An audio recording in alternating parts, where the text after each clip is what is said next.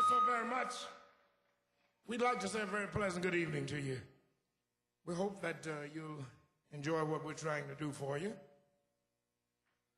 As much as we're...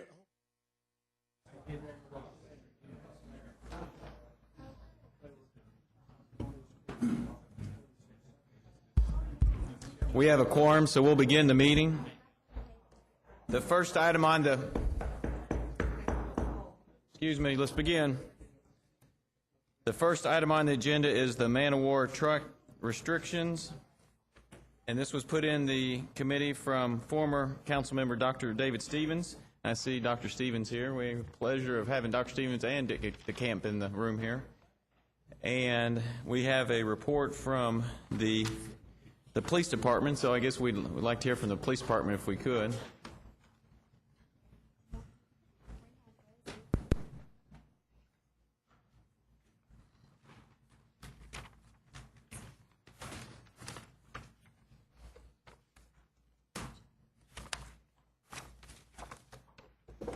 Sir, I'm Lieutenant Pate from the Police Department. Oh, yes. Could you speak up or bring the microphone a little closer to you, please? There you go. Thank you. Lieutenant Pate from the Police Department. There's a memo in your packet that had our findings. Basically, the county attorneys told us that 1844 was enforceable, but we could find no record where he'd ever enforced it in the past.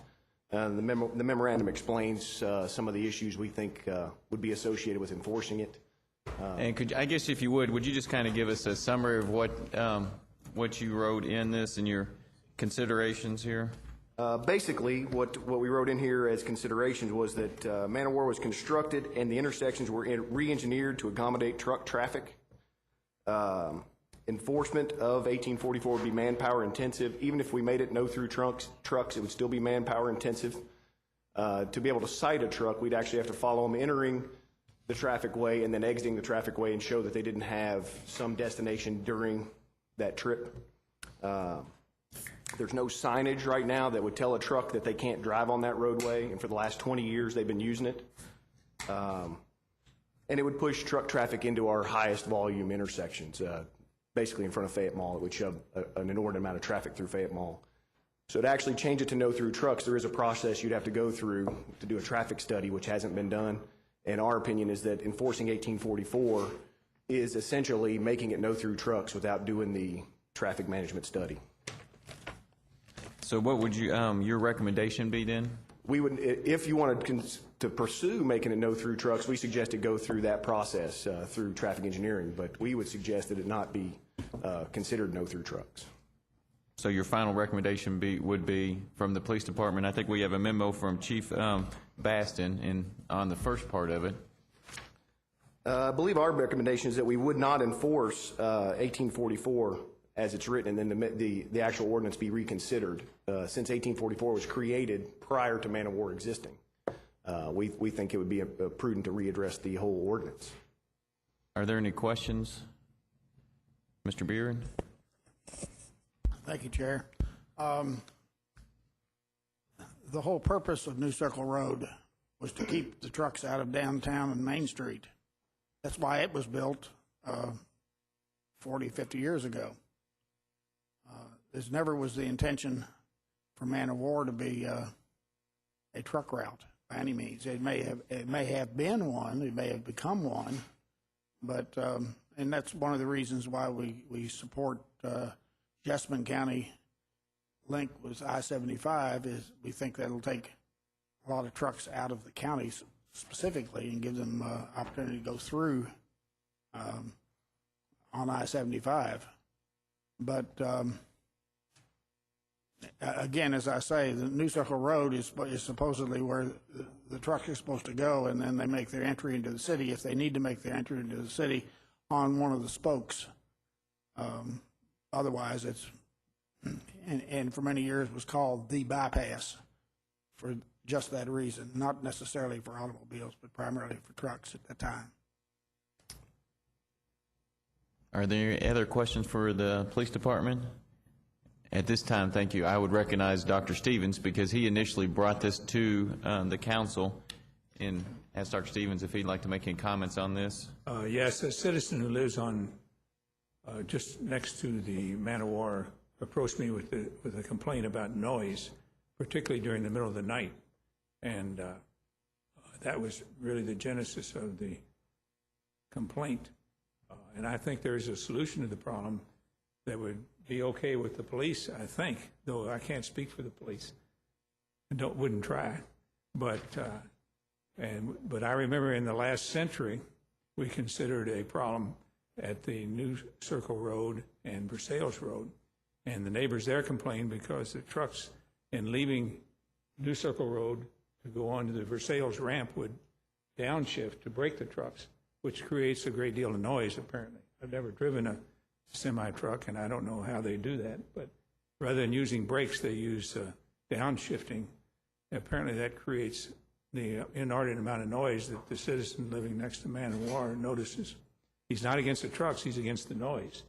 So I would suggest if, and it seemed to work out on Versailles Road, if you could modify the ordinance or whatever is necessary to require trucks to use their brakes and not downshifting in approaching the stoplights. I think there are 9 or 10 stoplights and places for the trucks to stop. If that were done, the police could enforce that more easily, because all they'd have to do is notice when a truck did that, and they wouldn't have to follow them all the way from Nicholasville Road to Man of War, or wherever they're, or to the interstate, wherever they're going. And that should make it a lot easier for the police. And I think that would satisfy the citizens that live alongside that road. Thanks. Thank you. Okay, I think Mr. McCord had a question first. And it's going to you, Lieutenant Pape. I think the last time when you came here, you had mentioned one of the problems we have with Man of War is if you go to pull somebody over, where do you pull them over? And now you've pulled a semi-truck into a neighborhood. Yes, to make that happen. So if in this circumstance we had something like that and we're pulling somebody over, we're potentially making the problem worse by having a truck pulled over on Gladman or anywhere else and then firing that back up and so forth. Is that part of what your comment was going to be? it is one of our concerns, but what Dr. Stevens was talking about is what's called a jake brake. It uses the engine compression to slow down the truck, which is, you hear that large repeating noise out of a truck. That is part of could be part of the noise ordinance, and there's a noise ordinance task force going on here, and I've mentioned it to our members on there that we would like to see a no jake brake part put into that ordinance, which would solve some of that problem. And that could be enforced county-wide. So that would resolve some of that noise issue. Do you want to speak at all to the issues, though, about pulling people over, or what would happen if they broke the noise ordinance and we were going to pull them over? How do we work through some of that? It would be difficult to conquer, but it is a lesser concern. We can resolve some of that. It is a large concern not to put them into the neighborhoods, but when you're pulling over a vehicle, you're at really the discretion of the driver where he ends up going. If the driver pulls over and stops on Man of War, we can deal with it. It's not a safe situation, but we can deal with it. If they automatically just turn into a neighborhood street, now we got to deal with getting them back out of there. So if it's just a noise problem, I think the no jake brake ordinance would solve that problem and be signed. Our problem with Fortune 1844 is we're really taking trucks that have been using a road for 20 years and then just one day start writing them $200 tickets saying you can't use it anymore without letting them know this is a problem. So I think putting it into a noise ordinance would be a better use of our manpower. And with that, do you see kind of the education process of that? I think one of the things that I hear you saying, and I think of another example where we put up a no left turn sign that just showed up one day and we started writing tickets right and left, and exactly. My phone blew up the next 3 weeks. And so what is there a way that you see that we could create this education of, hey, this has changed, please spread the word, this will start being enforced and so forth like that? How do you see getting over that hump and letting folks know that this has changed? Well, if it changes as part of the noise ordinance, that entire ordinance will get a lot of publicity. So that'll be part of it there. Plus, signage will go up to say at all the county lines saying that Fayette County is a no jake brake county, and truck drivers understand what that means. It's not uncommon for that to be in several cities nationwide. Okay, thank you, Chairman. Thank you. I think Mr. Myers had a question. Thank you, Mr. Chair. I used to want to be a truck driver when I was little, so I understand what a jake brake is.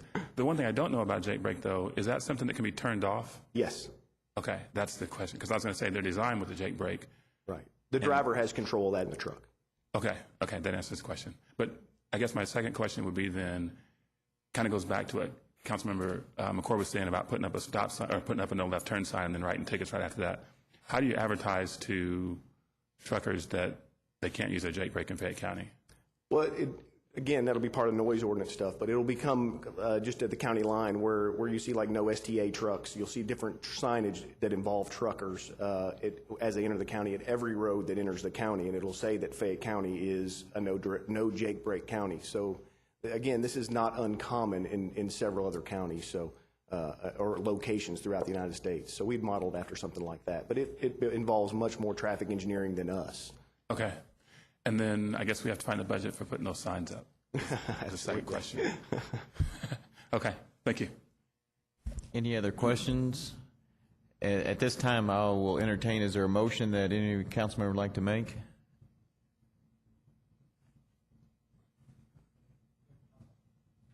Mr. McCord? I guess the motion then, Mr. Chair, would be that we would include this no Jake braking into our noise ordinance. And I'm not certain what the time frame is or how we would do that. Councilmember Myers, I know you're wanting to second this, but what do you see? I guess the first step would be to find out what the signage would cost and how long it would take to prepare that and get it in place. Okay. And then would we give a 60-day moratorium on tickets once the signs went up or something like that? What's the normal protocol? I don't know if there's a normal protocol on that, but that can be addressed as it gets there. I don't know what stage the noise ordinance is in. Lieutenant Lyons is actually serving on that committee for us, but I can get in contact with him and see if he can include this as part of that. Okay. And they can just come out with that report when it's due. Okay. Mr. Chairman, probably the best thing to do is let's go to what Councilmember Myers said. If we can just bring those things back to next month's services meeting, then we'd probably just be able to make a motion coming out of there. That Would you say that again? I'm sorry. Next month's meeting, if they can come back with the costs of signage and things like that. Just ask the people who are working on the noise ordinance to come back to us and. Yeah, and I'll be prepared to make a motion coming out of next month's meeting as we move forward. Once we have some costs and as we get a lot closer to the 2010 budget and things like that, I think that'd be more appropriate time. Okay, we'll just wait for next month then. Thank you. Thank you for your time, Lieutenant. Yes, sir. The next item on the agenda is the Alexander Road 1300 block, and this was put in by Councilmember Henson. Ms. Henson? Thank you, Chair.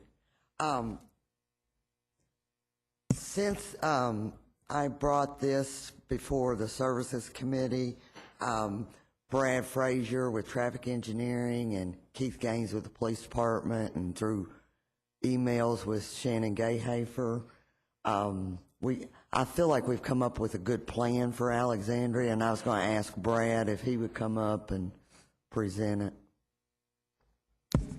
Welcome, yes, Brad. Thank you very much. What I did is I have just a very, very small presentation with just a few slides, basically describing what Ms. Henson was talking about and what it was that we feel like we've come up with to try to take care of all potential issues and problems that could arise from restricted parking along this block area. This is a schematic of the 1300 block of Alexandria Drive. To the north up there, that large intersection is Alexandria and Davenport, and then as you go further on down at the bottom of the page, that is Rocky Point Court down there. In between those two intersections, you will see the large apartment complexes that are bound on both sides of Alexandria Drive. This is a blow-up of that middle section of the particular area that we're talking about.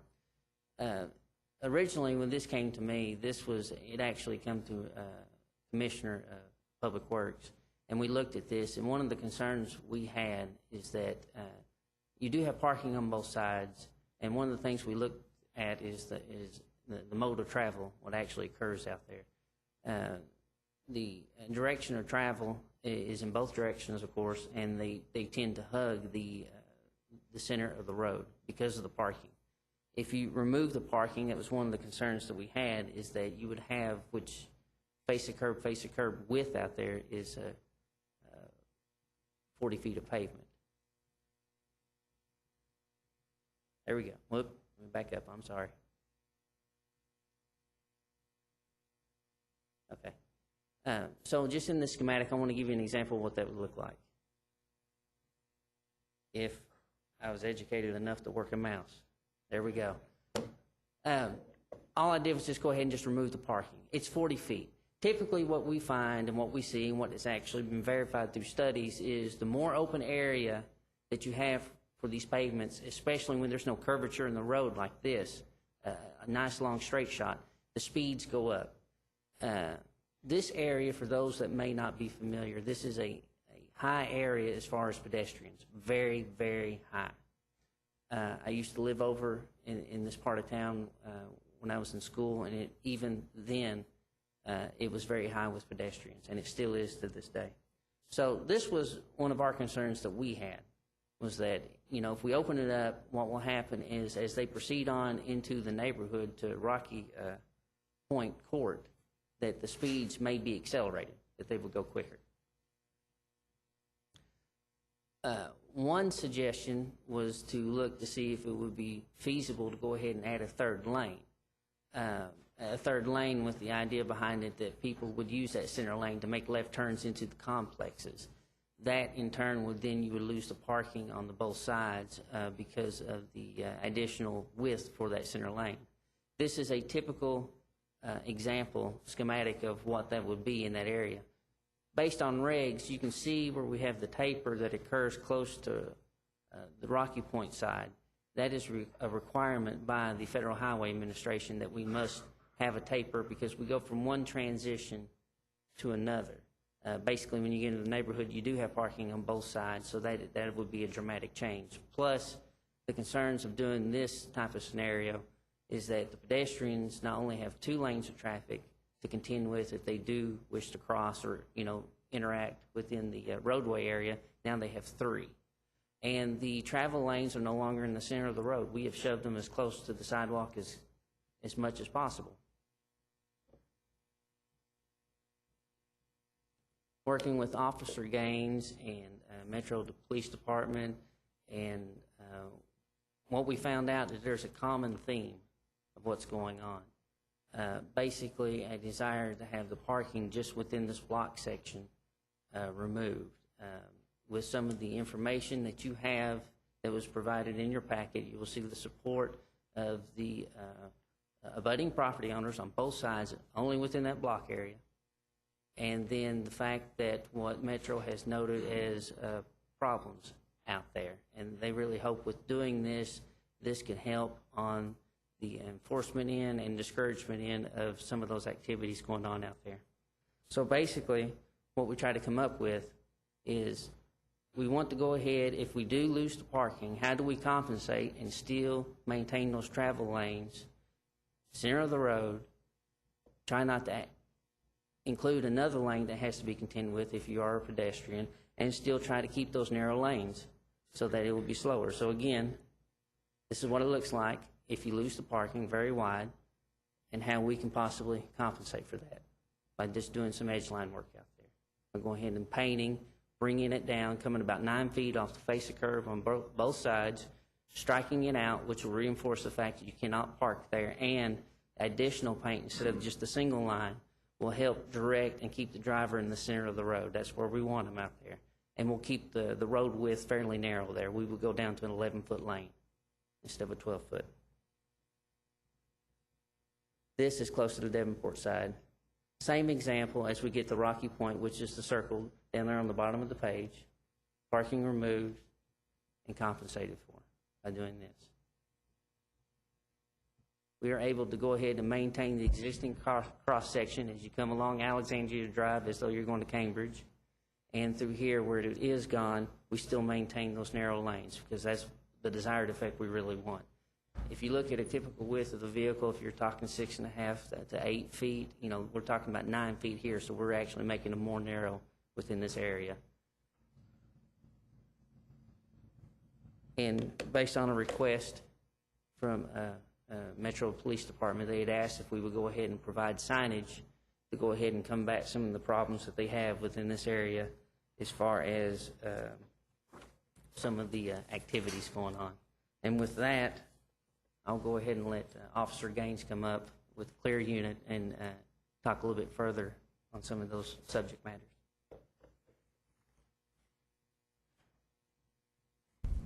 Welcome. Hello, I'm Officer Gaines with Lexington Police Department Clear Unit. And I think through the designs that Brad's come up with, this will serve our purpose on this. The center turn lane is not something that was brought up earlier. I think after we discussed it that there was some issues on what we were really looking for. And basically what we're looking to do here is crime prevention through environmental design. And what we've had in this specific area is we have cars that park along the edges of the road in front of these apartment complexes that the apartment complexes nor us as a police department really have any jurisdiction over for people loitering for drug sales, prostitution, or for whatever out there because they are legally sitting there without this, and the apartments don't have any control over it, and we don't have any because it would be a legal parking spot. So what we're trying to do is get rid of that availability for people to park there for those purposes of loitering and take it away from those apartment areas because they are such a high-density area.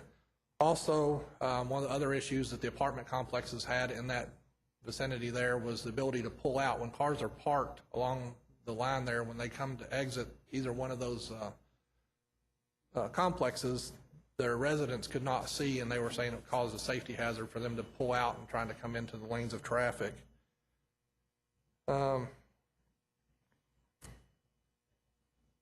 Right now, at this moment, 1340 Alexandria has been condemned, and they're working on redoing it, so there's nobody. I think they're going to start bringing it back one at a time through the apartment complexes. But that's our main concern, was to get that done for that reason. Thank you. I think we got a humming noise going on here. Did anybody hear that? No. Mr. Beard?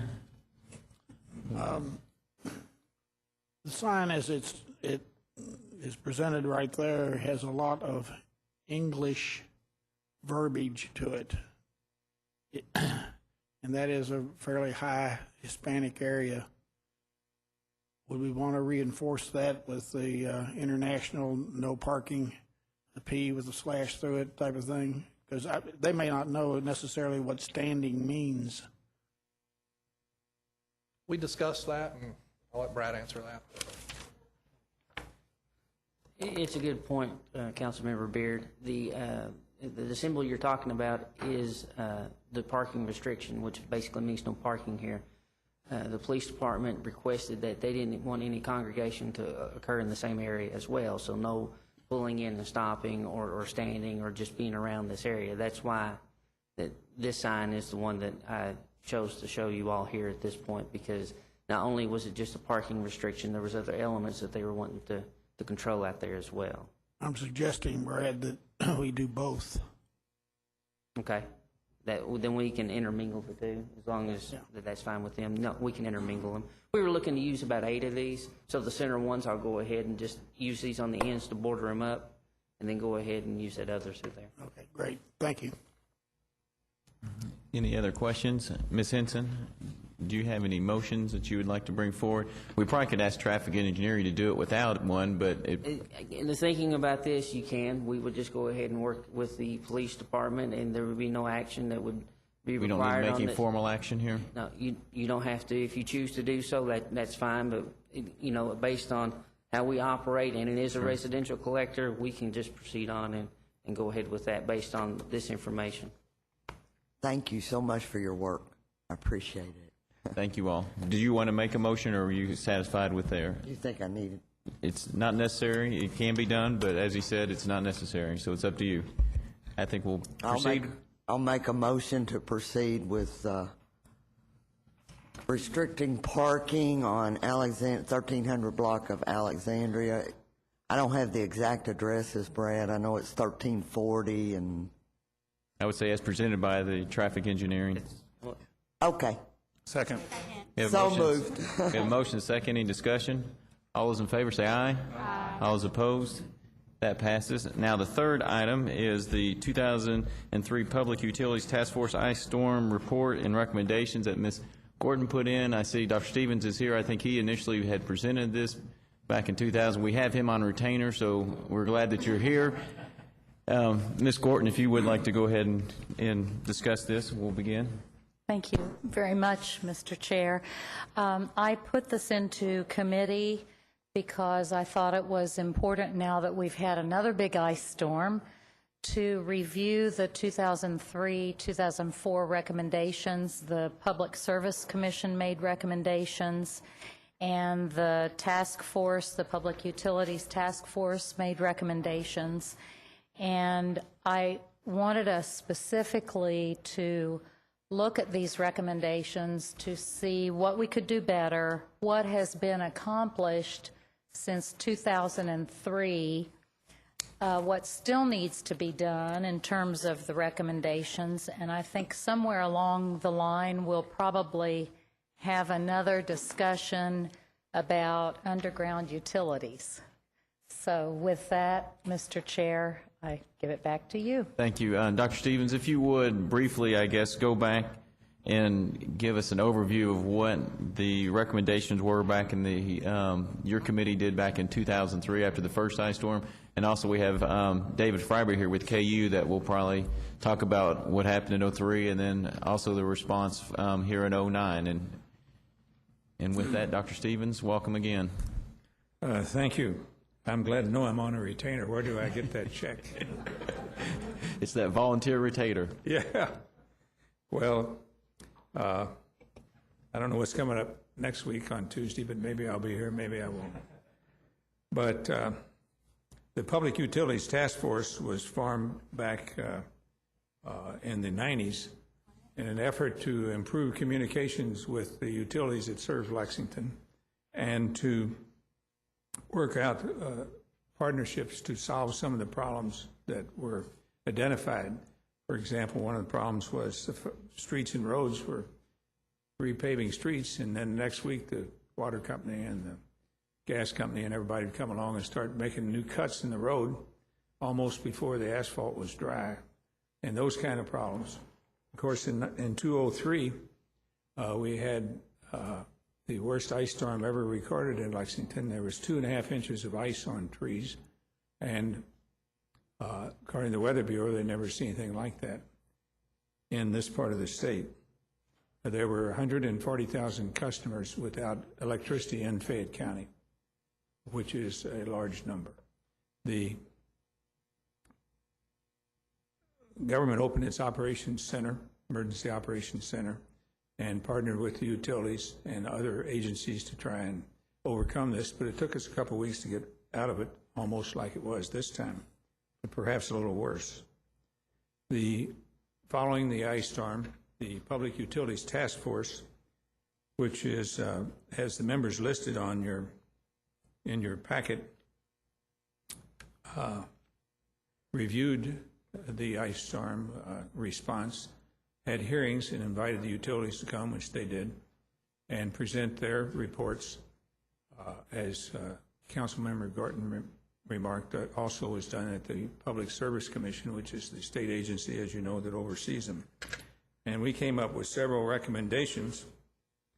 We thought that the call centers that the utilities operated needed to have better information because when people would call to find out when their electricity was going to be turned back on or some other service, the call centers, which were in remote locations, didn't always have the information they needed. And so responding to individual requests was a problem we had back then. We also, and I see that David Freiber is probably going to tell you about the breakaway system for electric utilities. In certain areas, the homeowner was required to get an electrical contractor to come by and repair part of their electrical intake into the house, and then they had to get a city inspector to come by and certify that it was okay. Well, this led to delay. The people didn't know they were supposed to get it, and there is a type of connection which can be put on a house that doesn't require that. And so that was the recommendation also. We also recommended to the Urban County government that a permanent call center be provided, and that's been an ongoing issue, as you know, and right now it's still under study. We had some trouble with emergency shelters in staffing them. I know that I and a pathologist, I'm a retired orthopedic surgeon, and a pathologist, and I made rounds in several of these emergency centers to tend to the people who were there. And I think there are better doctors to get for that kind of thing than me, or the pathologist. And so we asked the medical society to set up a call system so that they can respond to the shelters and take care of the people with the appropriate skills. We need to have the public understand what the disaster plan is. That requires constant reiteration and education. One of the major things we recommended was that the public utility, particularly the electric utility, be more diligent in tree trimming. That they had been somewhat put off by homeowners in the Urban County area, because when the homeowner would say, "Please don't, Woodman, cut my tree," they wouldn't, and they would leave. Some of the other electric utilities we dealt with said they only did that when the homeowner brought his shotgun out and told him to get away. But so the electric utilities have a problem with their customers being willing to let the trees be trimmed the way they should be, to avoid the kind of thing that happened a few weeks ago. I'm not sure what resources our electric utility uses now to do that, and Mr. Fribert can tell you about that and what their present plans are. I think it also relates, and this is something that has been an ongoing problem since since I was on the council, before I came and after, I guess it still is, and that's street trees. Most communities, I think, have a program to take care of street trees. There are divisions of forestry, have the manpower and the resources to, in many cities, to plant trees, to nourish and nurture them, to take them down when they need to be taken down or prune them, and it's not a direct responsibility of the homeowner, which it is here in Lexington. Cincinnati has a very good plan where they charge about 5 cents a front foot, and they were able to do all their tree work with that. We need something like that here in Lexington, and I think if we have a good street tree program, those trees that are subject to falling over and interrupting the electric lines could be dealt with before the storm happens. And that kind of summarizes our report. There was one other thing, and this is on page, I have a little trouble reading it, but I think it's on 38 and 39. 39, I believe. There are two numbers on there. One was from the report and one from your packet. Many citizens thought that when they were out of service for 2 weeks, that KU should pay them for that and not have to pay their electric bill for when they didn't have service, and that was not resolved, to my knowledge. Thank you, Dr. Stevens, for your work on that back in 2003, and thank you for coming back here. At this time, I think we have Commissioner Webb here. Would you like to comment on what happened in 2003 to 2009, or would you rather Mr. Fribert come speak? Because I guess we'd like to see what we learned from 2003 to see how we benefited our use here in 2009. I really can't comment on what KU, the differences between 2003 and the one we just had. I wasn't here then, and not in this capacity. I was in private industry, but I can comment on streets, roads, and forestry. Well, why don't you handle that, and then we'll have Mr. Fribert talk about KU and their responses from 2003 and 2009. One of the things that I recognized right away that there was a lot of learning that took place in 2003 for streets, roads, and forestry.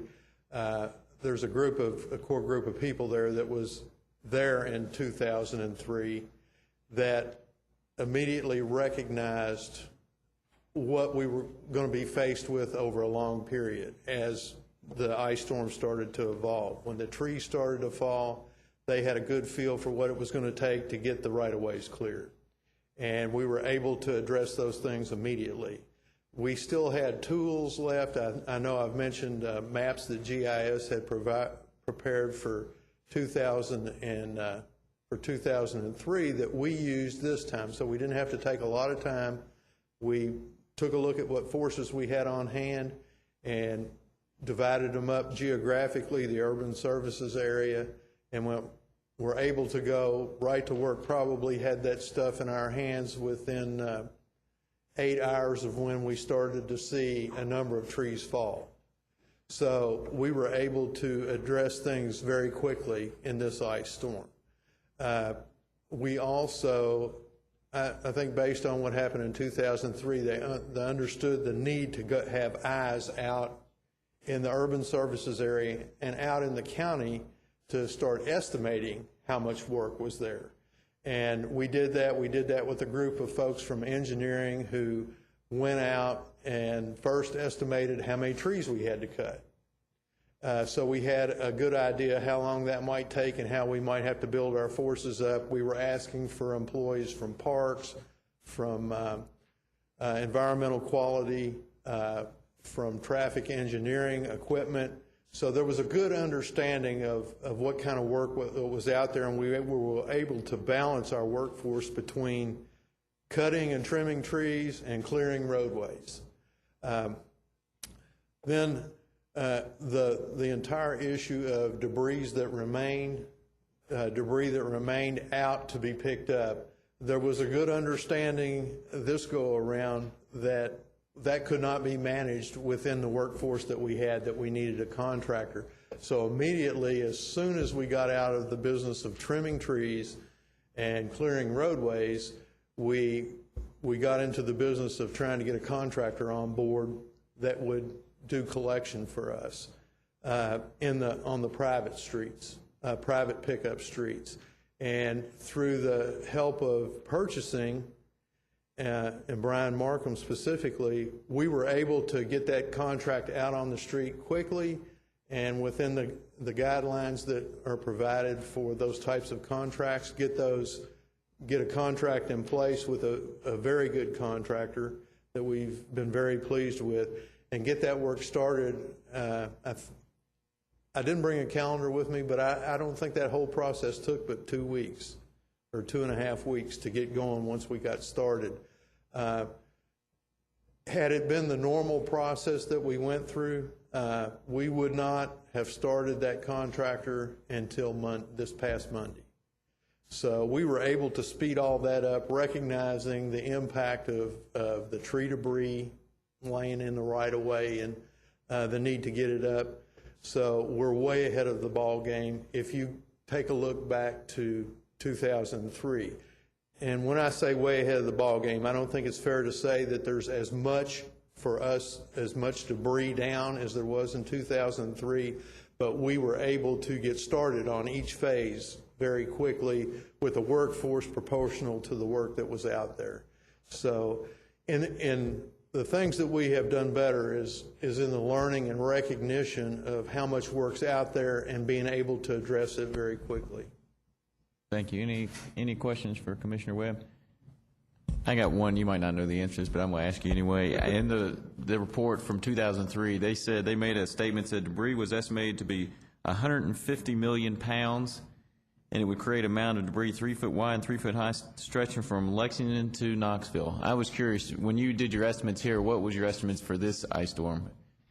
We really didn't estimate what was in the entire urban service area. The estimate that we did was for the contractor through Streets and Roads, and engineering did that for us.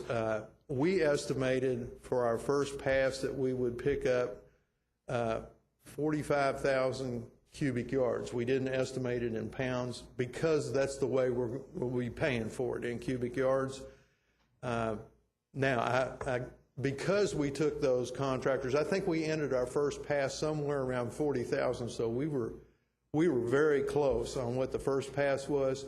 Since our first pass was complete, those contractors have gone over to the city pickup areas to help get those picked up. We got them back Monday, and they're starting their second pass on the private collection streets.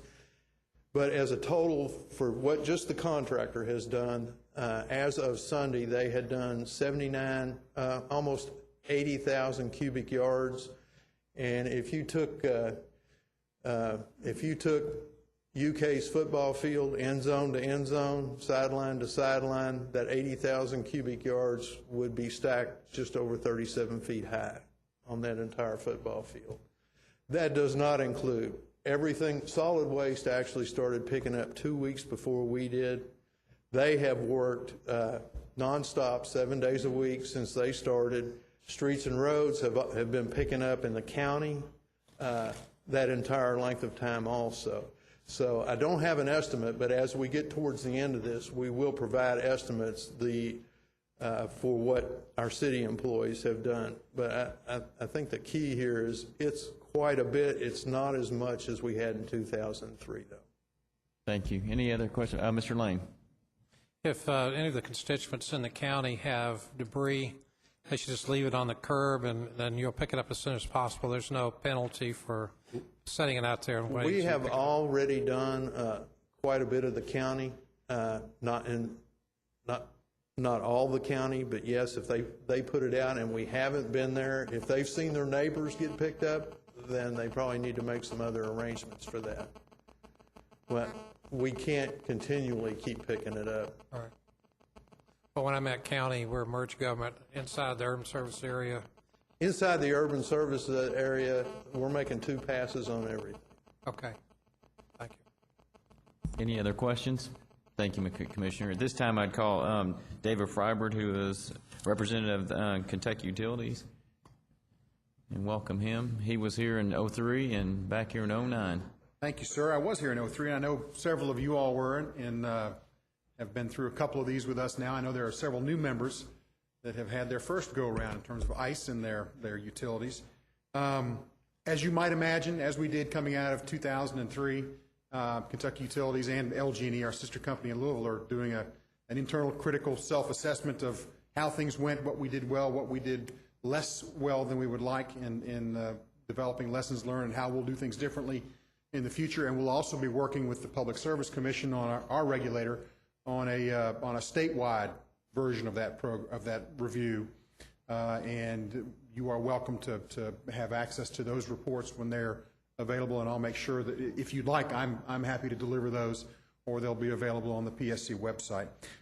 In 2003, Dr. Stevens and his committee did a lot of work and have a lot of information, a lot of detail here. Rather than attempting to wade through all of that, I would begin, if you would allow me, just by focusing or making a comment or two on each of the recommendations the task force made, and then hitting the highlights on 2 or 3 key areas that I expect will be of interest to you, interest to the Public Service Commission. They are certainly of interest to our customers, and those are things like communications, tree trimming, and underground utilities. And if that is acceptable, I'll head that direction. Would that certainly work for you? Sounds great. Great. In terms of the recommendations from the task force, they were to review location and operation of call centers, and we made an offer to council members in 2003 and 4 and 5, and I'd renew it for those of you that have not been just a couple of blocks behind here to the KU building. After 2003, Kentucky Utilities moved its distribution dispatch center. It's kind of our disaster recovery operation from Stone Road to the 4th floor of our One Quality Street building. So they're now in there with the management team, and they work all that process from right there. It is worth seeing, just as a citizen, it's worth seeing as a member of council how that process works. You'll see screens that look a lot like what you would see in your 911 center in terms of the geographical location of customers for us, citizens for you. It is an interesting place to spend 20 minutes.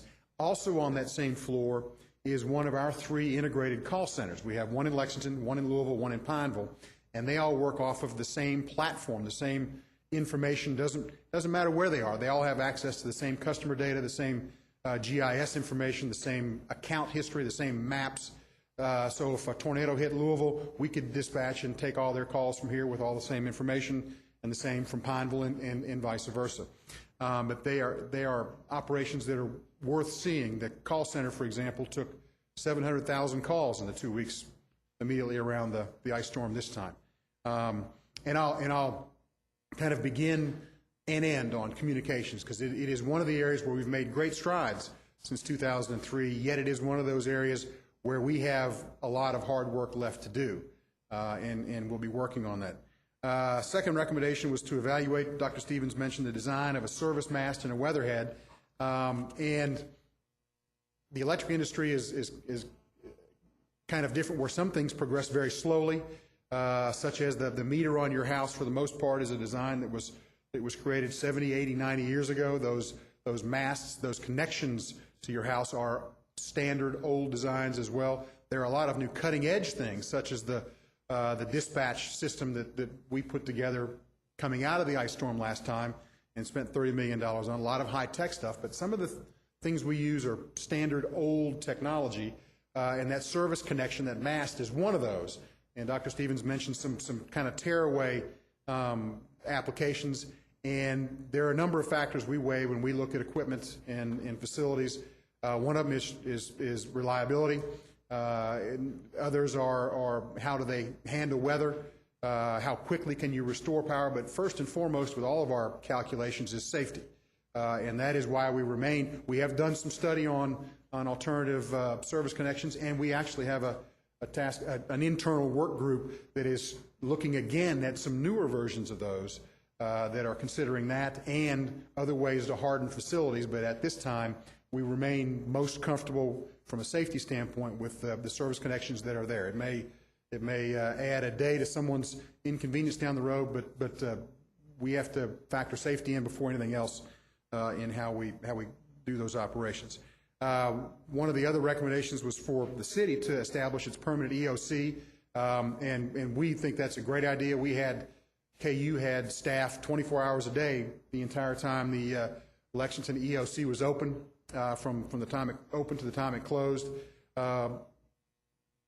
The next item was publicize the disaster plans. I'll come to that in a moment, but that is one thing that we have made improvements on, where it is something we created a little 4 or 5 slide example or that shows how we go about it, the protocol we use in establishing or in choosing which customers come first, hospitals and schools and things like that first, and then down the priority ranking, and communicated that with our customers since 2003 to today through our bill stuffers and other internal media internal to our company, but also during the ice storm. Cliff Feltham and others did that education through the media and other communications channels. The briefings that were established in 2003 and continued in 2009 are of great value. We, again, KU had a representative presence to take advantage from our perspective of those communications channels to our customers, to give them the latest and most up-to-date information and find those of great value to us. Second to last recommendation was regarding tree trimming, and that may be, again, traditional utility stuff. A lot of things remain the same. We have the same tree trimming cycles. It is one of the areas where we've made some significant changes, and I'll share those with you in a minute in terms of reliability-based trimming, not just is it time for this circuit to be trained, but also doing some study into each circuit, which ones, for whatever reason, seem to have reliability problems, and do they need different treatment or more frequent treatment than the cycle would suggest. And you all know, many of you know Nelson Maynard, and that's one of the areas that he now oversees. And Dr. Stephen mentioned the final recommendation was to compensate customers for loss of service. And that is one that we have not made much advancement on. We are, as you might know, prohibited by law from providing free service to customers or a group of customers. It is a time of great inconvenience, a time of frustration to be without power. And in the midst of the recovery efforts, we were over at One Quality and thinking about nothing but getting lines back in the air and getting lights back on, and still customers would troop into our office to pay their bills or to ask for certain regular customer requests. And you'd look at these folks and you'd know odds are pretty strong, excuse me, that some of these people are coming in to pay a bill and they're going to go back home to a house that doesn't have power. And we can imagine how frustrating that may be, and understand the interest in some compensatory outcome of a storm. They don't get charged, obviously, for usage when their electricity is off. That's no compensation, but it is something that we don't see a clear way to providing any relief on. And if there are any questions on those recommendations, I'm happy to answer or move on to the 2 or 3 key areas of interest. Ms. Gorton? David, welcome. Thank you, ma'am. I think there are 2 of us council members who were here for the 03 storm, and remember your hard work back then. I think you're going to address trees in more depth, right? So I won't ask my tree questions yet, but back on number 2, recommendation about implementing a new mechanism, and the discussion about the breakaway system. You'll recall that in 2003 ice storm, there was a home in the 4th district, which I represented, which did burn down because the mast broke off, and it was a bad situation. And I guess my question is, this storm, are you aware of any mast heads that were taken out? Because I know a lot of them were replaced after the 03 ice storm. I think we all learned a little bit in 2003, the Kentucky Utilities did. I think maybe the inspectors who follow through in a process like that learned some things and all of that. I am not aware of an incident in this area, in the Lexington or Fayette County area. I don't know about statewide, but it may be that there are a number of factors that could be involved. It could be that we were better able to identify damaged facilities, because one of the things that happened last time was people that didn't know they had damage and never lost service, even though a limb had come down, hit their service line and done some damage to their service, did nothing, saw no need to do anything, and when service was returned to their street, they powered up, and the damage only then became evident in the form of a spark or a fire. We did not have that happen in Lexington, as far as I know, either because we were more vigilant in identifying problems. I know we walked every circuit in Lexington a couple of times. There's nothing like a tragedy like that to refocus your efforts. During this storm, during you this walked storm, every circuit? Yes, ma'am. Everyone that had good. damage. And maybe we coordinated better with. We're at an area where I don't know enough about without doing research and asking our folks. But maybe we coordinated better with the inspectors to identify those problems. Well, and I think we as a citizen body learned a lot. You know, the masthead. Yes, ma'am. The picture was in the paper more than once, and I think all of us learned a lot about that mechanism that we didn't know before. Well, and you'll recall that you saw that before. You saw that at the end of the 2003 storm, and it was one of the things that we did this time that was born from the 2003 storm. There are a couple more that I'll get to in a moment, but that was an obvious example of a lesson learned and how it played into our communications efforts. On number 5, that talks about the recommendation to publish disaster plan and provide adequate public education. And you mentioned that you've had bill stuffers and that you've gone to the media. Have you done each year when we go into winter, and I don't know the history of our ice storms, whether they all come in January and February, or whether some have come in December, but have you considered at the beginning of January having a press conference, press release, and major publication of something such as in the event of an ice storm, so that you do the education piece in a big way right as the season begins? I will ask Cliff whether we do a January, February kind of ice storm preparedness media blitz. We do seasonal efforts that come with thunderstorms in the summertime, high winds and other things in spring that are timed to traditional, peaks and valleys with the weather. But I'll find out. I expect we do winter storm kind of rollouts, but I'll confirm that we do one with ice. And if we don't, then we would certainly be willing to add that to the calendar of when we push those things out and make as much noise as we can. Well, I think now that we've had 2 in 6 years, we might expect to have another one sometime. So, I mean, I would hope we wouldn't, but if you could look at that, because Absolutely. I think people are more receptive when it's a possibility the next day or soon. And then I have several questions about the tree trimming, but I'll wait since you're going to cover that. Hopefully I'll cover them. If not, you're welcome to Thank you. probe. Thanks. Ms. Lawless? This might be better to wait until he finishes, and it's about communication. Okay, that's fine, sure. Any other questions at this point? Go ahead, David, thanks. Oh, I'm sorry. Mr. Lane? Thank you, Mr. Frobert, for coming in. Before I ask my question, I'd just like to say that I appreciated your KU's response. There were a couple of constituents in the 12th District who had health problems, and when that came to our attention, we called your offices and your people responded, and I just really appreciated it for the extra effort to help those people out.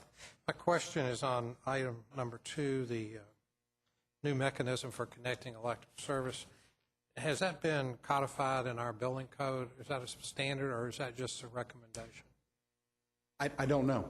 I know that we have industry standards that we follow. I can find that out. I do not know. Okay. Whether help me understand the question. Do we have our processes codified, or is your request codified? Well, you're showing the breakaway electrical system. That looks like a really good idea, and it looks like it wouldn't be that expensive. But if we had it in our building code, then we could start adding that in all new construction, and maybe it would save a fire in the future that way too without any major cost. So I'm just thinking maybe we could put it into our building code. And one of the things that may be either help or hindrance, but I expect to be part of a public discussion, is the Public Service Commission will do a statewide look at a lot of these things and may make recommendations to the legislature on state building codes and not just municipality by municipality. So that may be that would be even better. Okay. Thank you very much. Appreciate all you're doing. Thank you. Ms. Feigl? Thank you, Mr. Chair. It just occurred to me, that you might be able to communicate better if we work with the TV stations and the radio stations when they do the weather reports, because everybody watches for the weather report. And if there could just be something if we could get them to either mention to call 311, or if you had a special website with instructions on what to do for a storm. Because in the mailer, those little things that you put in the mailer, I typically throw those out when I pay my bills and don't even read them. But we have so many people that are paying their bills online that they're not likely to see that. So since people do watch the weather report when they know bad weather is coming, that seems to be the best way to communicate what we do under those circumstances. Great ideas, and I know that we would love to have more folks paying bills online. It's an easier way to do it, and I think on our website somewhere there are similar messages, but I haven't looked recently. But we do a couple of cooperative things with the TV stations. Hopefully you noticed some of the safety crawls that come across the bottom, but we can look at other ways to take advantage of those both. So thank you. Any other questions, Mr. McCord? Thank you, Mr. Chair. One other suggestion that had come forward actually from the police department, which I thought was a fantastic idea, is looking at taking out the space inside the front cover of a phone book as a place to communicate, here's our action plan, both as the government along with you as KU, and we may partner with that opportunity in that, online goes down when that power goes down, and so do TVs and other things like that. But generally speaking, we have 5,000 phone books that appear on our driveway throughout the year. So I don't know which phone book we get into, but anyway. The real one. Yeah, the real one. But The bottom line is looking for places like that are going to reach everybody and it is kind of an easy go-to, this is what I do, here's where I call type thing. Just a suggestion I'd like to pass along that I thought was really It's a good idea, because one of the, I don't know if it's frustrating or ironic things when I know Cliff is standing there in front of a TV camera and doing all the right things that we want to have done and getting the information to customers that they need to make decisions, and not knowing who has a TV set on at home and who has the ability to receive that signal. So any channels are worth pursuing. Any other questions at this point? Okay, Ms. Lawless. She couldn't resist. Go ahead. Yeah. We as council members were encouraged to ask constituents to call 311. And I know I got a lot of calls during the storm. However, a week or so after the ice storm, there was a big windstorm, I guess, in a large portion of the city, including my house. We were without power. I was without power for 15, 16 hours. So I called 311, and they didn't have any information. And I'm wondering if there's a big event like that where a large grid goes out, if somebody from KU could communicate to our 311 so that they would have that information.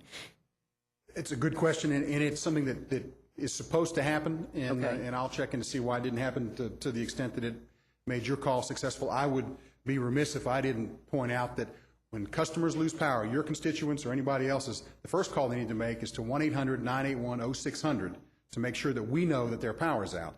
And then they're welcome to take advantage of the services and the benefits that 311 offers. Right. But they need to make sure that we know that they're out. And odds are, in situations not like the one a month ago when we had 500,000 customers Right. out, they will most often have access to information that is specific to their situation in their area. But they're welcome to access the 311, but they need to make sure that we know. Sure, yeah, and I knew that you all knew, and okay, great, et cetera, but it would be nice if we're encouraging people to call 311 if, like I say, not 2 houses are out, but I think it was quite a large area that was without power for. Thank you. Ms. Gordon? I have another non-tree trimming question. On recommendation number 8 from the task force about compensating customers, I don't pay the bills at my house anymore, so I don't know the answer to this question. Is there a basic charge from KU before the electrical usage charge? There are several components to the bill. The basic charge is a meter charge, where it is the facilities that are attached to your house and their cost to buy, to maintain, and to operate over a period of time. And everybody pays that charge? Yes. Whether they receive electricity or not? I don't know if that's the case. I can find out, though. Well, that was my question is, if you were, I realize that it might be a little complicated to do this, but I think what people might be looking for in that recommendation is, because they're not going to pay for electricity if their electricity is out. Sure. So we know that. So if there's a basic charge, maybe they're looking at some sort of prorating. If they're out for 2 weeks, like many of us were in 2003, that's half of a month. And perhaps that's what would satisfy customers more, is if they had the time, and it would take documentation, and I realize this is more complicated than what's on the surface, but perhaps that would be a way to look at compensating customers. If you could document you were out of power for 2 weeks, then you could prorate that basic charge. And I can raise the issue, and frankly, you all may, at a proceeding of ours at the PSC. I know the city is often a party to those cases. My initial reaction would be the thing that is tied to usage, the thing that is tied to how much of the product you use is the energy portion of the bill.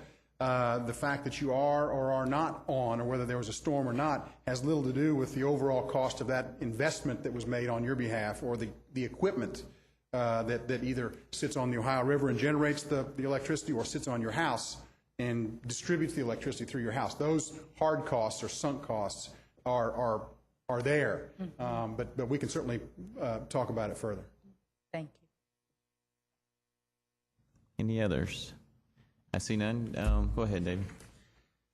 An issue that was in front of mind for us coming into this storm and coming out of 2003 and now looking at our self-assessment and things in the future is communications. And I would kind of, in my mind, organize it in 4 or 5 different buckets where there's communications to our customers as a whole, there's communications to our customers individually, there's communications with governmental bodies such as the council and the state hierarchy, communication to our regulator, the Public Service Commission. All those are important channels that factor into a broad and often reviewed and refined communication plan that we have that was in place before the storm started, that was reviewed in the 2 or 3 or 4 days leading up to it, because we all watched the weather, did National Weather Service teleconferences with those folks and other utilities and the state to get ready for what was coming.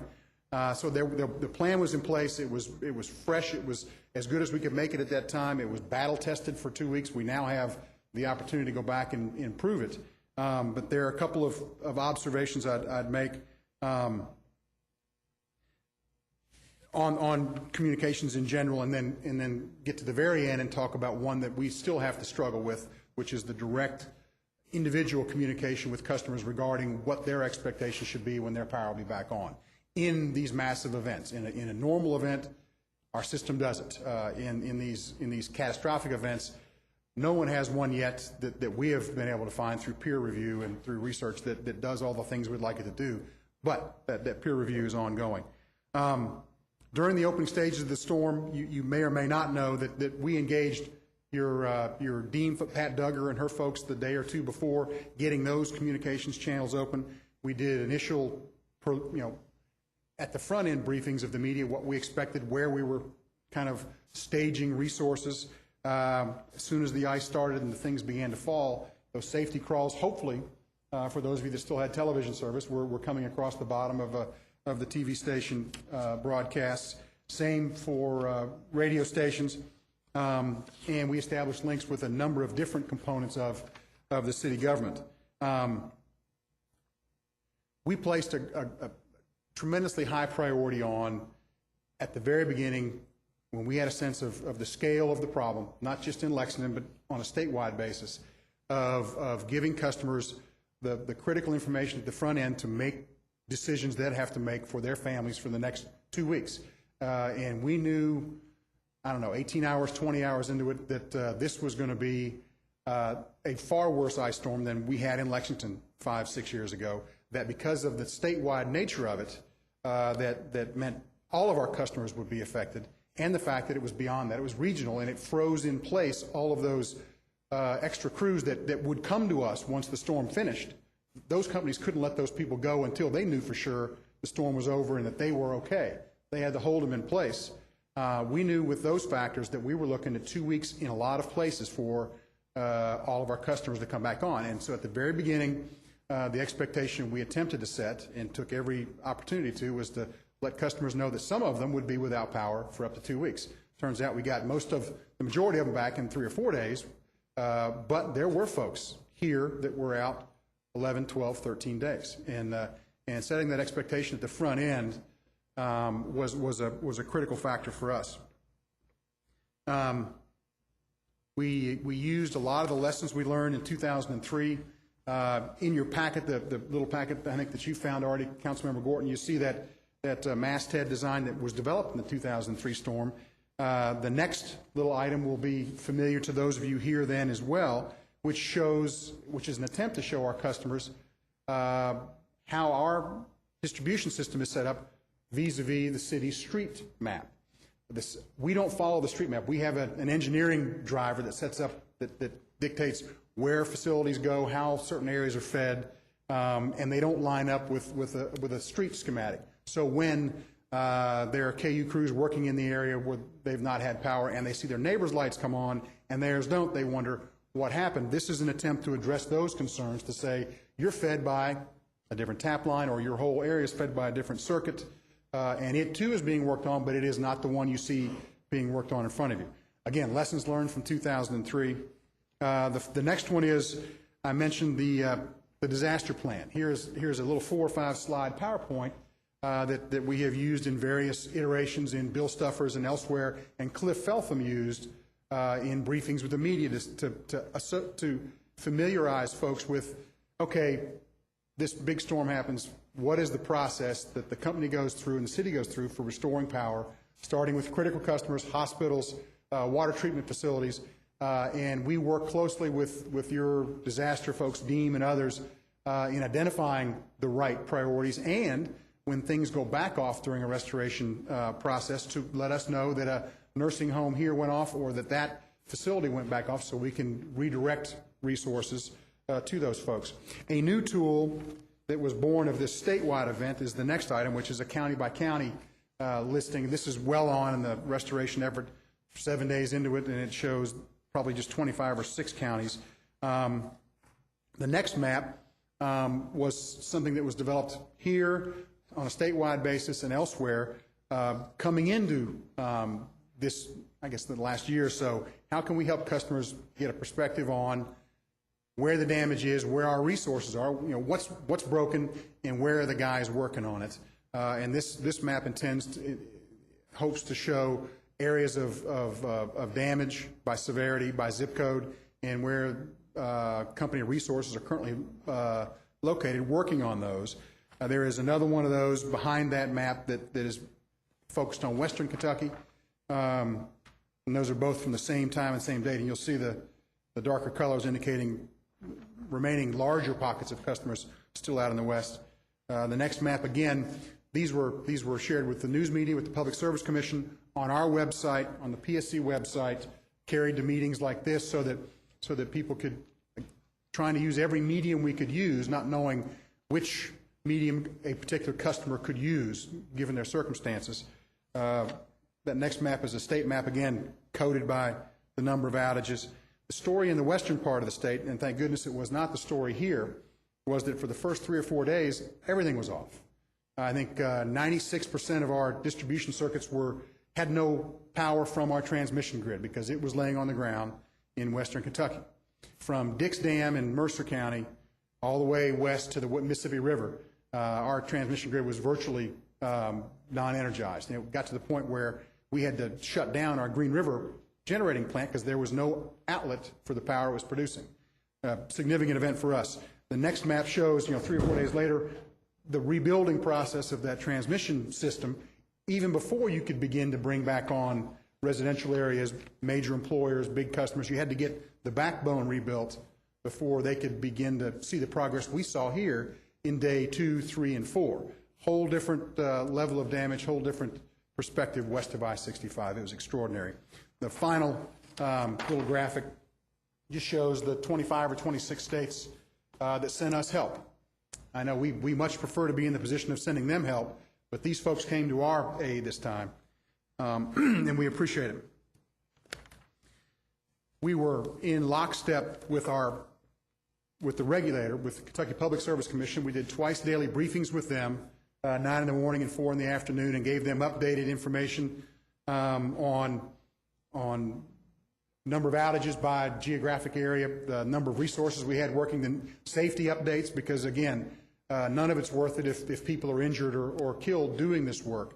And that was actually the first item on every meeting agenda. And they would then use their website to complement or augment ours as access to this information. We coordinated with not just your local emergency management folks, but also the state folks on a regular basis. We are members of all these emergency management groups, and our folks go through a lot of training, as yours do. It is worth it. It is worth it to us, and it's worth it to the benefit and the relationships that are built are beneficial to us all. On a statewide basis, we had management personnel assigned to virtually every EOC or county, especially in the West. Here in the East, it's a little easier, because Eastern Kentucky was untouched. Central Kentucky was beat up pretty good, but in the West, it was devastating.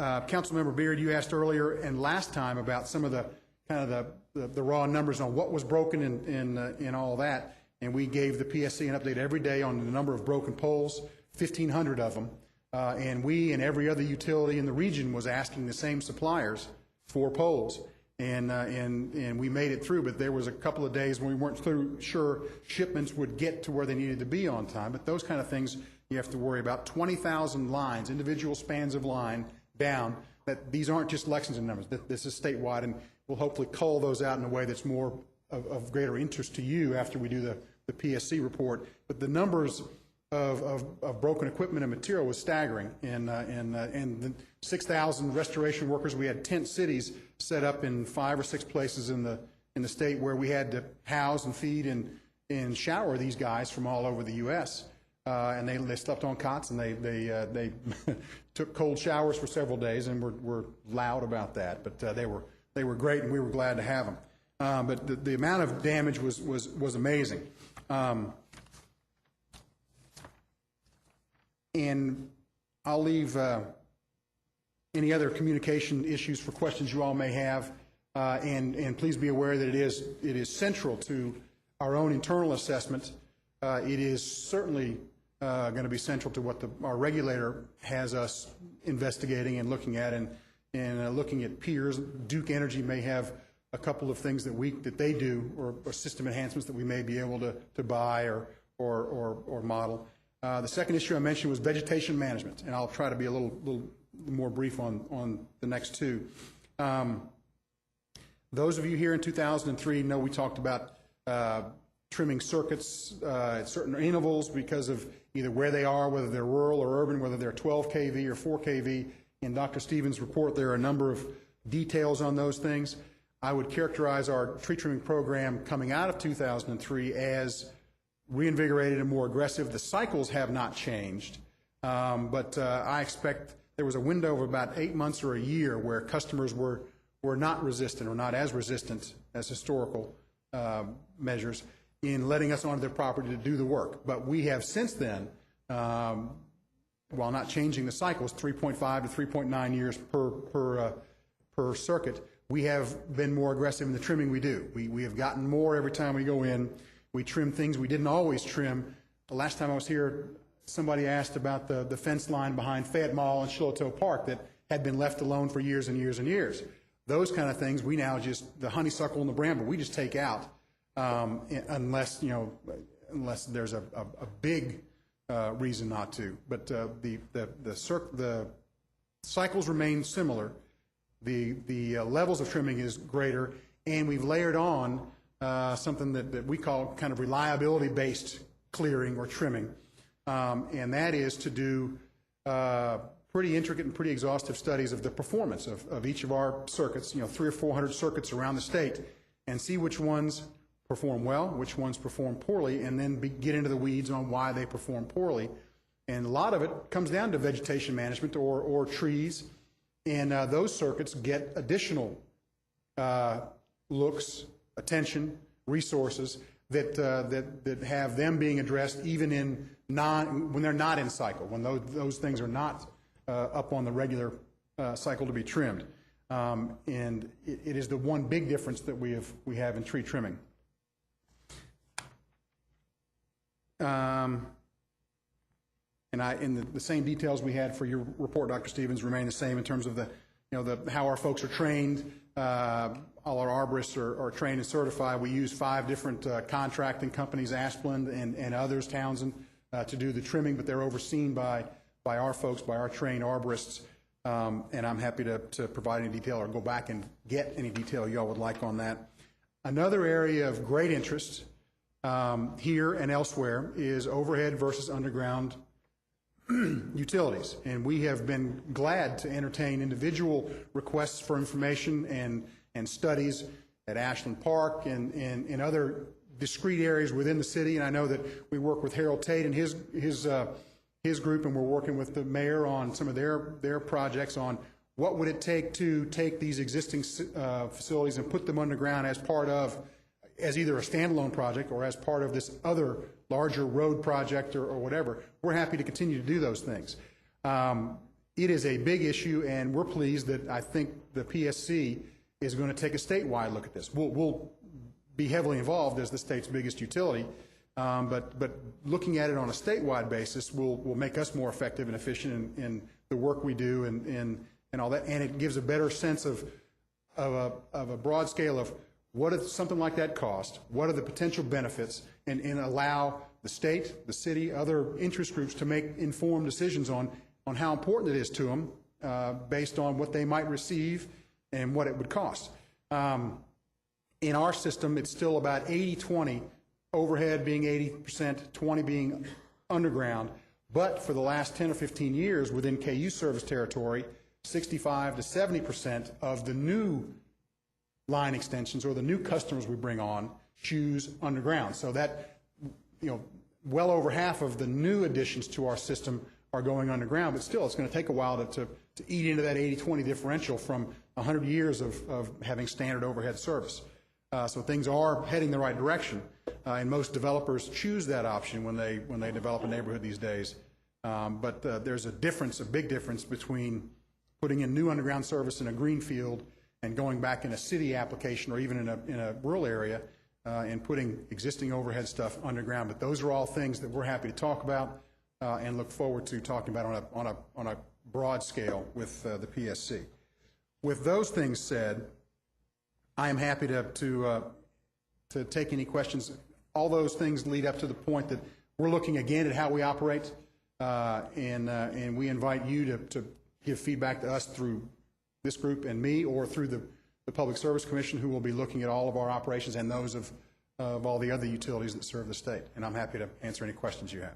Ms. Gorton, I had you on the list first here. Okay. Mr. Beard. Thank you, Chair. David, thank you so much for coming and imparting a whole bunch of information to us.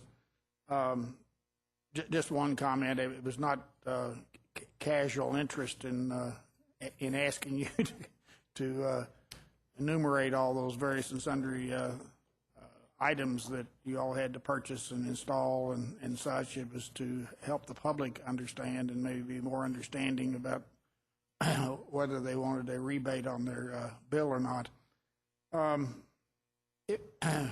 Two questions. If a citizen recognizes that or sees a potential for a problem with trees, can they call and you come out and selectively hit one home or two homes in a neighborhood? Absolutely, and they can, I guess the same number applies, and our arborist will take a look and determine what the best course of action is.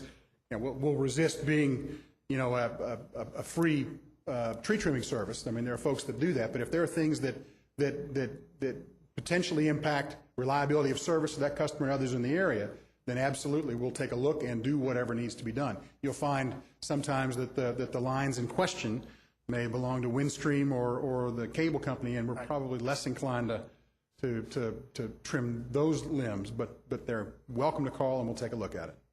And I guess the second thing on this question of underground, you and I had that discussion some years ago. You said there were also some problems in relationship to how much voltage is being carried on the line and what better goes underground and what doesn't, and also in detection of where there's a break, if you don't mind going into that a little bit. Sure, and they're the trade-offs. Those are the things that have to be weighed against one another. Virtually anything can be done, I guess, with a price and with an understanding of the consequences. Generally speaking, distribution lines, the lower voltage lines, are better candidates for undergrounding simply because of the sheer size and complexity of putting transmission lines underground. They're big anyway, and hanging up in the air, they are cooled naturally. To put them in the ground in a conduit, they're in a confined space, and you have to make them much bigger to be able to do the same thing, and therefore much more expensive and much more intrusive in terms of whoever's property you're putting these big vaults in. But the distribution lines, they all work fine. The benefit you get is there's less likely to be interruptions caused by trees or lightning or things like that. However, so you have a lower frequency for outages, and we measure that with SAIFI, the frequency of outages. SAIDI, another industry term, is for the duration of outages, and that is going to go up for those lines that are underground, because it's kind of common sense. Our guys go drive down a neighborhood street looking for the cause of an outage, and there see a tree in a line and say, well, you know, if this isn't all of it, this is certainly a place to start work. And they've identified the problem or a problem. Those same guys driving along my neighborhood or another one where there are underground facilities don't have such a luxury. They have to, it takes longer to find those outages, and in fact, it costs more to address them because you got to find them, dig them up, make the repairs, and then do all the restoration work. And those are things you have to weigh against one another. There is no free lunch, but there are benefits, and you get to choose what's important to you. Thank you very much. Ms. Gorton?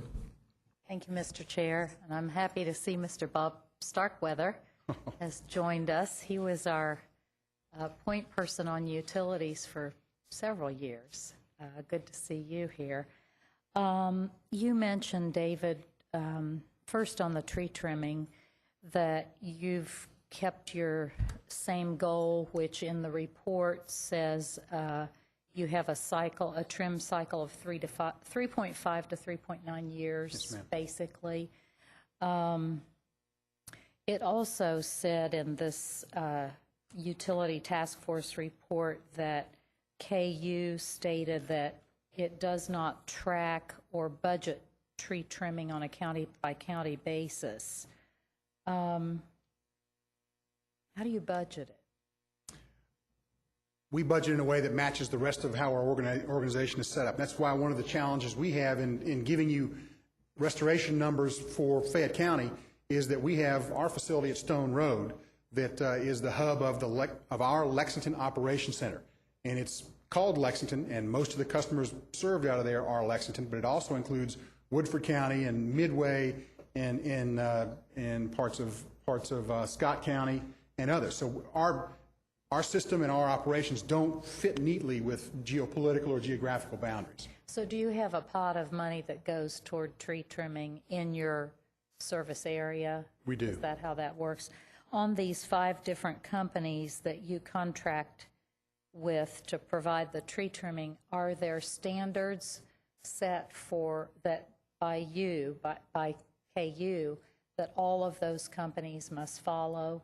There are standards, and there is training, not just safety training, but it's certainly including that, but also how we operate, how they will operate as contractors of ours. Because even though it may say another name on their truck, they are representing us, and customers will rightly believe that they're an extension of us, and we're held accountable for their actions. So when there are complaints, and there are from time to time, there are opportunities to correct either behavior or add more information that will allow them to do a better job, or a job that a customer may find more acceptable. And each company has an arborist, a trained arborist. Is that? I don't know whether or not that's the case. I know that we have trained arborists that oversee all of these contract crews and manage their work. Okay. I assume that some of them have their own, but I don't know that is true. Okay. Now, it seems to me that in regard to the trees, and I realize we have old sections of Lexington that are already built out and grown up with trees, but the problem is trees under lines. So if a person is going to plant a tree and the lines run across the backyards, is there anything to prevent that homeowner from planting a tree directly under your line? Well, if there's a line running there may well be a right-of-way on either side of that line, and they may not be able to plant anything. However, we are on our website, we have, I think, a spot where it suggests the types of trees that do well in coexistence with our facilities that we won't have to come out and remove at some point. And that is why every year, for as long as I can remember, KU has given away redbuds and dogwoods and things that grow 15, 18, 20 feet tall, but not, the white pines, which we all love, but grow big enough and are soft enough that they cause havoc to our facilities, whether they're in the right-of-way or just nearby. It seems like there wouldn't be any way to really know if it's a backyard, if people are planting a big tree under a line. Well, and not using common sense. no, you there's know. not, and we don't investigate No things one like looks that. at that. But we sure would encourage everybody to plant trees that will be able to stay there forever and ever and be beautiful and provide either color or a screen, whatever they're seeking, that we won't have to come out and remove. About the underground utilities, I noticed in the task force report, there was a section on page 34 that talked about Altel.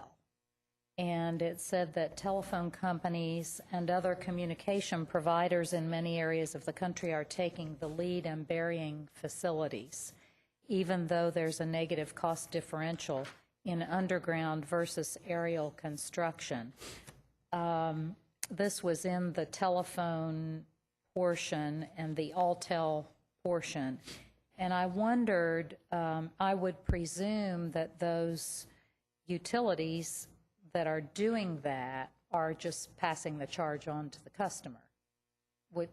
Is there any way to? I don't know that I can speak sure?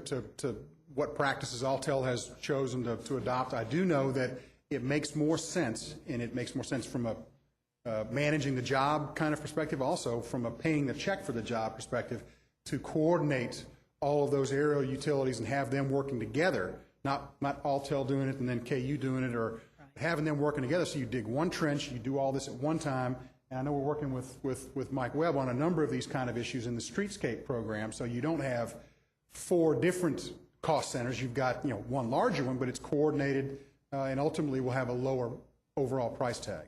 What would KU's response be if a neighborhood, a large area, came to KU and said, we want to put some money into burying the lines? Has that occurred in Lexington? Absolutely, and our response is and will be, we're happy to figure it all out and give you whatever experience we have, find additional information that will allow you to make an informed decision. We've done it in Ashland Park, we've done it in smaller subgroupings through Harold's facilitation where, and frankly, former council member Farmer explored the option of special taxing districts or some funding mechanism that could deal with the cost of these kind of things. And those are all things that we're happy to participate in. We have some expertise in some of those areas. There are other areas where we'd have to send a customer or a group somewhere else, perhaps. But we're happy to have those conversations and happy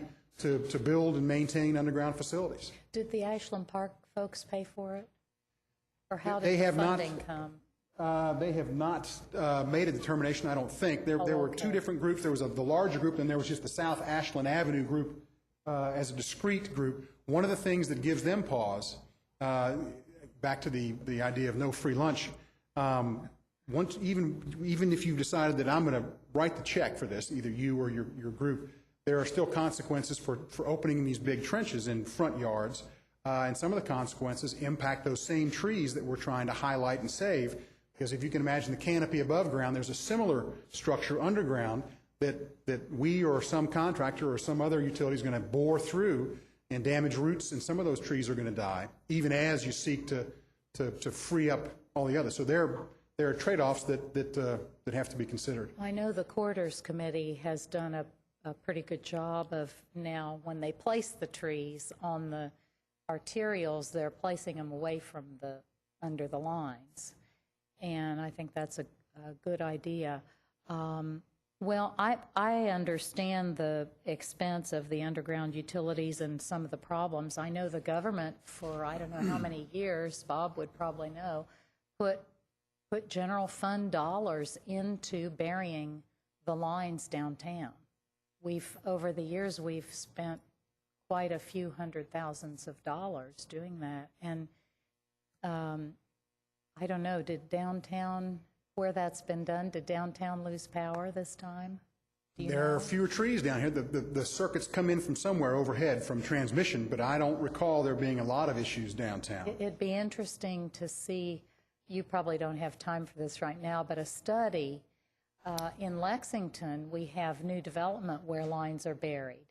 And to just someday, when there's someone who has time to do it, look at the areas that have underground lines as opposed to those with the overhead lines where the ice storm hits everybody and who lost power. That may not be as difficult to get to as you might think. Next time you and Nelson Maynard and I are together somewhere, it'll be soon. Let's talk to him about the stats he already keeps, because he tracks those circuits, and they'll differentiate between overhead and underground. And it may be we just have to kind of cull through some existing research that he's got. Well, and I just only say that because there's a huge cost to the storm damage. And I know you all have looked at that because some of that was in this report. But over a period of years, the next 25, 30, we've got to look way out on the years. We might be better off to spend the money on the underground. Sure, and one of the add-ons that the PSC may look at is, in addition to damage to facilities and our disruption in our lives, what is the economic impact of employers not being able to open and people not being able to go to work or get around or go to a grocery store or whatever? What is the broader economic impact? And somehow that has to factor into the process as well. Thank you very much. Thank you. Ms. Feigl? Thank you, Chair, and thank you, David, for being so patient and answering all of our questions. First, I just wanted to clarify a point that I made earlier when I suggested that people watch for information about emergency pickup on their TV. Obviously, if they don't have power, they don't have TV. But I was actually referring to when we have a forecast where we're going to have a really bad weather pattern, because you see everybody flock to the grocery store, and everybody anticipates what's going to occur when they know the weather is coming at us. But secondly, I want in the tree trimming area, and I think I asked you this question once before, and I don't recall what the answer was, or maybe you weren't sure. But there are power lines going along the back property lines, where generally people have fences and that type thing. Do you trim vegetation and trees on back property lines? Yes. Yes, ma'am. Okay. I don't think where things are matter as much as what it is and what kind of clearances we need. It may be that those are the customers that really don't like to see us coming, because we may have to take equipment back into their backyard. Right. But those lines are no different to us in our system than those running along the street. And when you do that, is there notice given to the property owners? And on occasion, we miss somebody or notice is not given properly, and we get calls and have a chance to reorient and improve our processes. Okay. Another comment that you made is that, and I don't recall the percentage, but you said maybe 65% of new development chooses to put the power lines underground? Yes. Is that about right? That is a KU statewide number. I expect the number in Lexington is closer to 80%, but the 65% reflects all of KU's service territory. Well, one of my questions was, is there not an ordinance that requires new development to put? There is not one in Lexington. We've had that conversation. We've had the preliminary discussion a couple times about that here. I know that there are a couple of municipalities in the state that have that, and would if that conversation is going to be had, would love to be part of it, because some of the ways you can do it don't inhibit our reliability or our ability to provide service. Some ways could impact our operations, but whether it's overhead or underground, we don't have an internal bias. Well, I would like to suggest that we consider an ordinance, and I'm not sure what committee that would go into, but consider an ordinance for requiring underground utilities. Don't know the process for doing that. In services. Do I need to make a motion to do that? Do it at work session, make a Okay. motion then. All right, I have another question. When I go out and talk to neighborhood associations, and they inquire about having the utilities placed underground, they say things like, well, the cable is already underground, gas lines are already underground. If you would just speak to that for a second, can you go back and put the utility lines underground alongside other lines, other utility lines? I would have to beg off and say I don't know enough about the actual process of that, but I would suggest that other utilities probably don't want us digging near their existing underground facilities, mapping being what it is and the imprecise nature of some of these locations. But gas, just so you know, is one thing that is treated differently from an overhead utility standpoint. We can lie in the same conduit with cable and with telephone. I don't think that that's necessarily the case in all places with gas. Or, okay. Yeah, that was my question. Hey, Bob, you want to answer that question? Because you might have a response to that. Mr. Starkweather, would you like to participate in this discussion? Is that a yes or no? Why don't you come to the mic? You might be able to give some light on this issue. Cheryl, why don't you ask him that again? And may I have the question again, please? Yes, sir. Some of the neighborhoods have asked why we couldn't get their utility lines buried in the same trenching that where the other utilities are already present, in the same general area. Well, David was right. The gas companies are very much opposed to having common trench. In new development areas, it is not unusual that you have what is called common trench, and that is telephone, electric, and cable. All three go in the same hole in the ground. Right. Now, there is... But in separate conduits? No, they can go in the same trench, but there is a clearance between power and, what is it, David? It varies on voltage. They have to be certain distances away from the other facilities to not interrupt not impact the reliability of any of them. To repeat what he said, it has to be a certain distance depending on the voltage. Okay. And that's set forth, I believe, by the FCC and the NEC. Okay, thank you, sir. Appreciate it. Yes, thank you for your insight, and welcome back from retirement to help out today. I'm not back for long. Okay, well, you go back and sit down now. You're back in retirement again. One of the, I know the Ashland Neighborhood Association has looked at underground lines and are considering them currently. And one of the difficulties that they are beginning to realize is that the cost is extremely expensive. And unless you get 100% participation from everybody on the street, it makes it very difficult for the other folks, to cover the costs of those who don't want to participate. So I know that's one of the things they're struggling with. And another quick question, and I'm not sure this really has a lot to do with you, but I was very disheartened to learn that we didn't bury the lines on our new Newtown Pike extension.